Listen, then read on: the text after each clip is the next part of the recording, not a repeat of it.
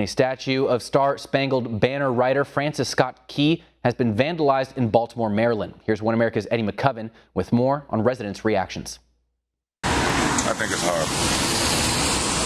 I really think it's horrible. I love looking at this on my way to work every morning. Residents of Baltimore are shocked by the vandalism done to the city's monument of Francis Scott Key. On Wednesday, the monument was doused with red paint, and the words racist anthem and slave owner were spray painted on the monument and the sidewalk.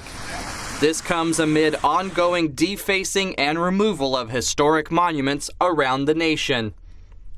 Key was an attorney and wrote the lyrics to the Star Spangled Banner as an ode to a battle in the War of 1812. It became one of America's patriotic hymns, and in 1931 became the national anthem. While only the first verse is used in the anthem, recent attention has been drawn to the third verse. Some activists say the verse promotes slavery, although it does not directly say so. Vandals spray painted the lyrics of the third verse on the surrounding sidewalk. Despite what people may feel about the song and its writer, residents are against the actions of the vandals.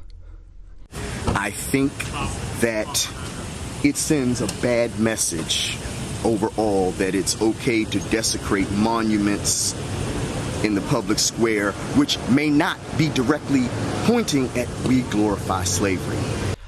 While Key was a slave owner, he reportedly gave legal assistance to slaves fighting for their freedom, free of charge. Some say the vandalism of public property is going too far. If you're going to do things like that, it's just not right. It's just going way too far. Well, anything like this is going far, whether it's a Confederate statue or not. But it's just very sad. The city plans to clean the defaced monument and keep it in place.